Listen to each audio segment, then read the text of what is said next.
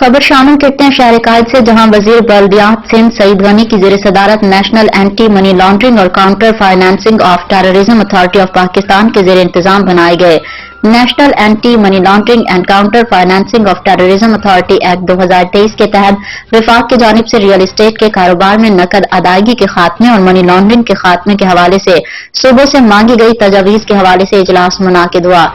हमारे chief reporter Karachi Javed Mahmood Arain की report के मुताबिक इजलास में senior member board of revenue, additional chief secretary दाखिला, एडिशनल सेक्रेटरी दाखिला, registrar association of builders and developers Abad के chairman Hasan Bakhshi, chairman real estate brokers association Mohammad Rahman, chairman defence Clifton residents real estate Jauhar Iqbal और दीगर मौजूद थे। इजलास में रियल एस्टेट के कारोबार को रेगुलाइज करने और उसके लिए ज़ाब्ते अखलाक बनाने समेत दीगर अमूर पर तफसीली तबादला ख्याल किया गया।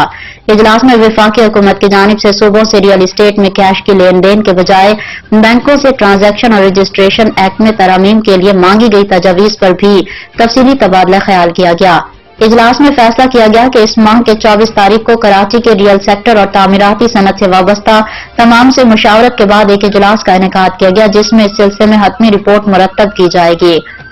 नजीर बल्दियात सिंध सईद गनी का कहना है कि हम चाहते हैं कि वफाकी हुकूमत की एमा पर मुल्क से दहशतगर्दी और मनी लॉन्ड्रिंग के खात्मे के लिए बनाए जाने वाले एक्ट पर तमाम सूबों से जो तजावीज़ मांगी गई हैं उस पर तमाम मुतल्लिका शोबों से मुशावरत के बाद कोई हतमी रिपोर्ट मुरतब की जाए। वजीर बल्दियात सिंध सईद गनी का मजीद कहना है कि इस सिलसिले में वजीर आला सिंध की हिदायत पर बनाई जाने वाली कमेटी तमाम स्टेक होल्डर से तजावीज़ लेकर रिपोर्ट मुरतब कर रही है।